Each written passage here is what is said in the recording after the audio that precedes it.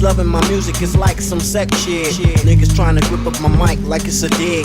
around the corner to pick up the new shit. Precision attack so niggas could catch red. I'm the motherfucker grip the mic like it's a joke. Niggas fall in love with the music like it's a home. Put down your mic, you lost your whole bro. Bienvenue dans le premier épisode du Style Français. Aujourd'hui on est avec mon gars Pierre. Ça va Pierre? Ouais, toi.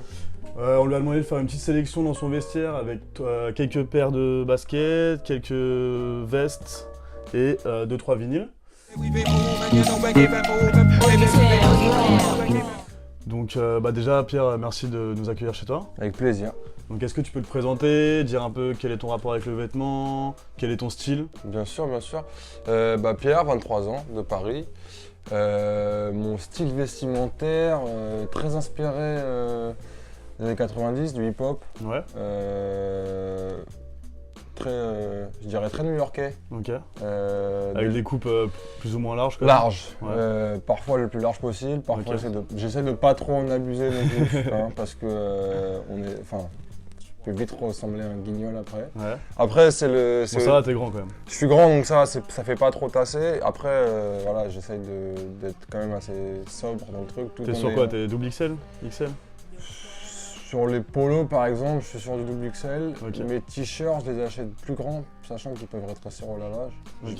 Je suis plus sur du 5XL. Mais c'est pour la 5XL, longueur. ok, Mais c'est d'accord. pour la longueur plus que la largeur en vrai. Ok. Vu que, comme je te Bon, dis, voilà. j'ai souvent un polo au-dessus ou quelque chose, je suis rarement juste en t-shirt. Ouais, donc très inspiré 90 vintage, beaucoup. Je pense que sur ma garde-robe, aujourd'hui j'ai plus de vintage que de neuf, sauf sur les baskets. J'ai du mal à acheter des baskets qui ont déjà été portées. Ouais. À la limite, si elles sont dead stock, qu'elles ont un petit moment, ça me dérange pas, mais une paire qui a déjà été portée, j'ai plus de mal à la mettre au pied. Je sais pas, je pourrais pas te dire pourquoi. Non mais ça, beaucoup de gens, je pense que Ouais, c'est la même après, chose. ouais, je sais pas. Après, il y a des gens que ça dérange pas. Moi, je connais plein de gens. Enfin, Ouais. même, tu vois, je suis sur pas mal de groupes de basket, tu vois, qui vendent des paires usagées, Bien tout sûr. ça. Moi, c'est pas trop ma cam. Après, par contre, sur le vêtement, t-shirt, veste. Là tu peux acheter du usagé, Là, je peux en acheter fripe, ouais, etc. plus facile à laver. Et puis, ouais, du coup, ça me bloque moins. Ok. Et ton rapport au vêtement, c'est comment t'es arrivé dans le vêtement?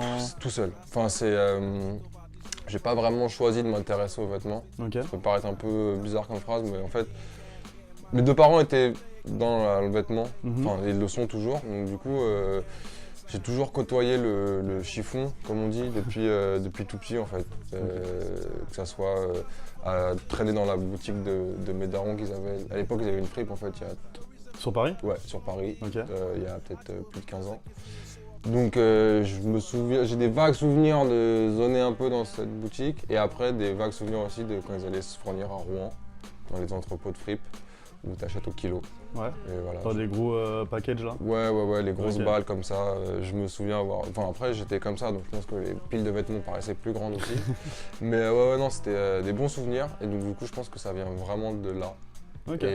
Et d'un beau-père que j'ai aussi parce que j'ai eu un beau-père qui était vraiment lui dans la basket beaucoup. D'accord. Et en fait c'est lui qui m'a piqué là sur vraiment la basket. Sur les Ouais, paires. ouais. Et le hip-hop aussi. Ok. Sachant que mon père est plus denim, workwear, military, donc moins dans le côté large du vêtement. Voilà. C'est plus avec mon beau-père que là j'ai découvert tout le milieu hip-hop et tout ce qui l'entoure. Ok, d'accord. Voilà. All I can do is stay up. Back as kids, we used to kiss when we played truth or dare.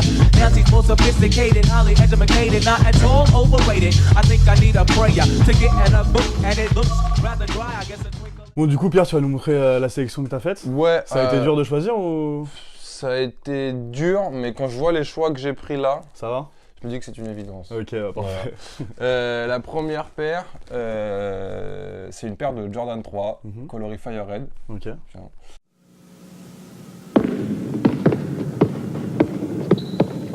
Mars Blackman here again. You know, nobody in the world can cover my main man, Michael Jordan. Nobody. Nobody.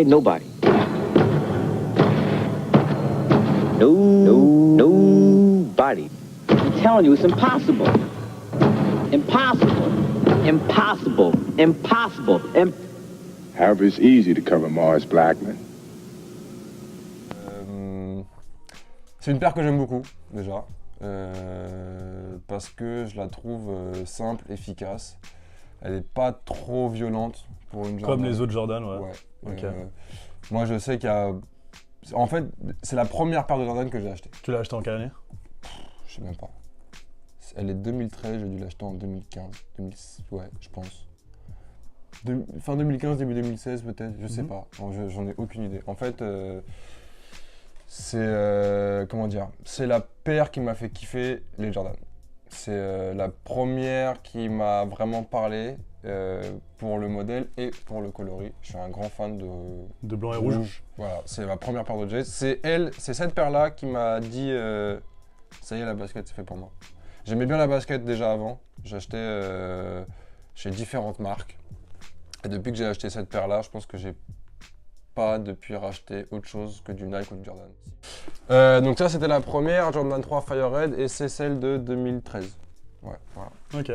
Si jamais vous avez un doute pour les années, vous avez sur la languette des petites dates. Il y a 2 dates, alors 2 dates différentes, mais le dernier à chaque fois, c'est la même année, les 2 dates généralement. Donc comme ça, au moins tu sais l'année. 2013 pour celle-ci.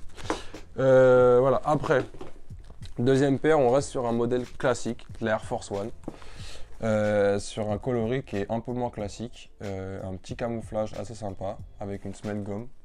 Moi j'aime bien, je trouve que ça fait le taf. Ça c'est une collab avec la marque Supreme. Tu vois. Elle est sympa, surtout avec le Nike camo sur le camo, c'est... Ouais. J'aime bien, ton sur ton, c'est cool. Moi c'est ce qui m'a fait craquer pour la paire, Ouais. plus que pour la collab elle-même. Hein. Ouais. Après, De toute façon, le Supreme, il est très discret. Il est très discret. Ouais. Après, j'avoue que ça m'a quand même fait kiffer. Moi, Supreme, c'est une marque que je connais depuis un petit moment. Bah, mon beau-père qui est dans la basket aussi cliquait déjà beaucoup de Supreme sur eBay quand j'étais petit. Donc j'ai découvert cette marque, je devais avoir 10-12 ans. Ok. Je comprenais pas l'engouement du truc. Pour moi, c'était une marque comme une autre, quoi. Ouais. C'était comme tu vois, t'avais ces marques-là, t'avais Stussy, Supreme, Union, Undefeated et Bape aussi à l'époque, qui est toujours là, mais à l'époque c'était avec Nigo encore.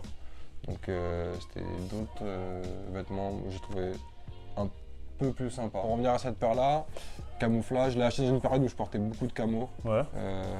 Parce que je regardais beaucoup les clips d'Azefx, et d'Azefx c'est des mecs qui s'habillent toujours, enfin très souvent en tout cas en camo.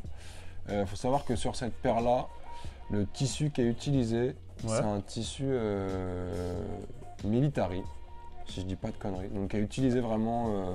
Donc il est super résistant, quoi. Super résistant. Bah là, je suis en train de regarder, mais je vois qu'il n'y a aucun pet sur le tissu littéralement, si ce n'est que des plis en fait sur la toolbox à l'avant. Ouais. L'usure quoi. Mais donc voilà, moi je trouve paire simple, efficace, que tu peux porter avec tout en fait. Ouais. Donc ça c'était la Air Force One X Supreme Camo 2012. Ils avaient fait 2 autres coloris aussi, un tout olive qui est pas mal aussi, donc la même que celle-là mais tout comme ça. Ouais. Et ils en avaient fait une autre en noir. En noir, ouais. Ouais, c'est ça. Voilà, après on part sur une Air Max One. Alors j'ai pris un petit coloris un peu spécial, un peu sympa. C'est un coloris safari en fait.